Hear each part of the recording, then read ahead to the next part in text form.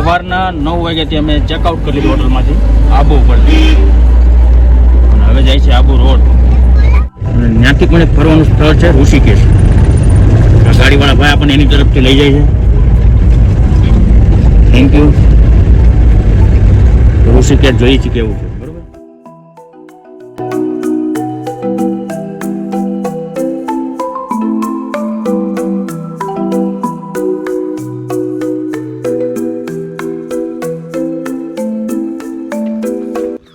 ઋષિકેશ જતા જતા રસ્તામાં એક ભદ્રકાળી માતાનું મંદિર આવ્યું છે, તો આપણે ત્યાં દર્શન કરતા જઈએ.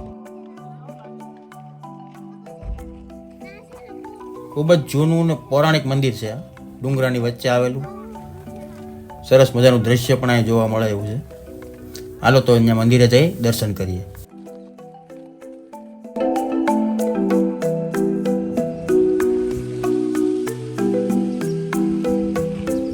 અહીંયા નાના એવા ડેમ જેવું બાંધેલું છે. કદાચ ચોમાસામાં અહીંયા પાણી રહેતું હોય છે. ભદ્રકાળી માતાનું મંદિર.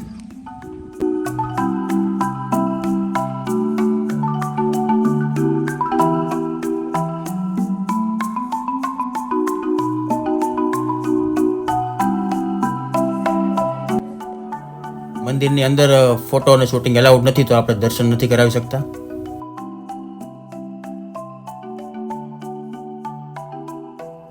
આ મંદિરની પાછળની સાઈડ એમ કહેવાય છે કે આ રાજા મહારાજા વખતમાં રાજાઓએ બનાવેલું બહુ જૂનું મંદિર છે. આ અંબે માતાનું મંદિર છે.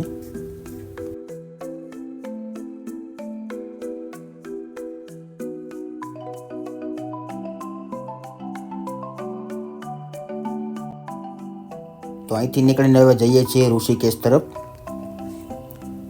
તો આપણે પહોંચી ગયા છીએ. આ છે ઋષિકેશ. અહીંયા ભાઈ વાંદરાઓ બહુ મોટા પ્રમાણમાં છે ઋષિકેશમાં.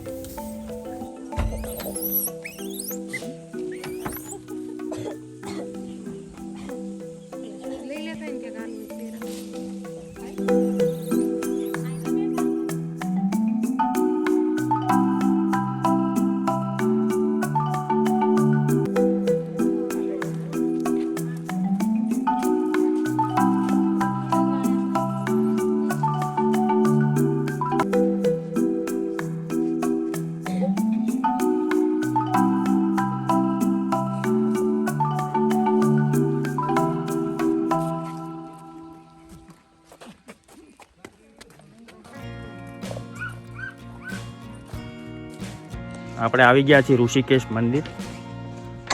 બહુ જૂનું મંદિર છે. આ જો બતાવો, બહુ એટલે બહુ જૂનું છે. અહીંયા 5 પાંડવોને બધા રોકાણ હતા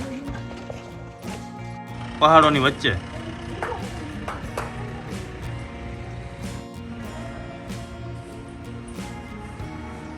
એકદમ પૌરાણિક મંદિર.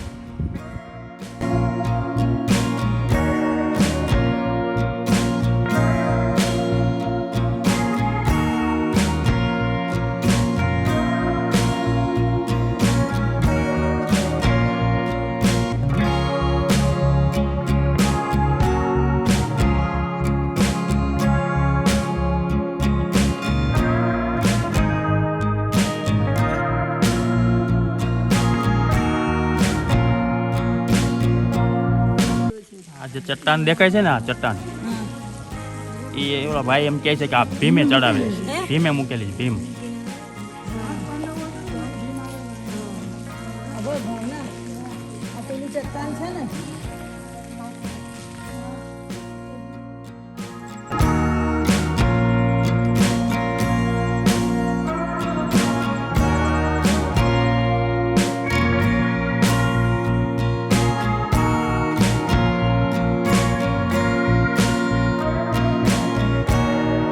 કંટલો છે, કંટલો.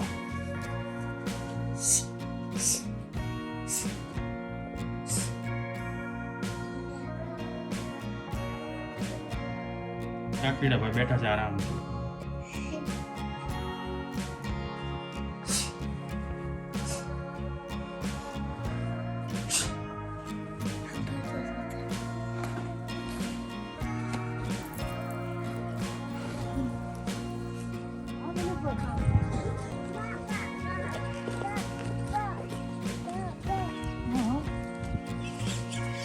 આ મંદિરની આખી જગ્યા પહાડોની વચ્ચે આવેલી છે. ચારો બાજુ પહાડ અને વચ્ચે આ મંદિરની જગ્યા છે. બહુ સરસ જગ્યા છે અને એકદમ શાંતિ.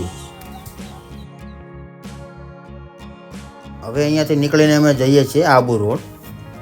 આબુ રોડથી જશું ઉદયપુર. તો હવે ઉદયપુર જઈને મળીએ. ત્યાં સુધી જય માતાજી.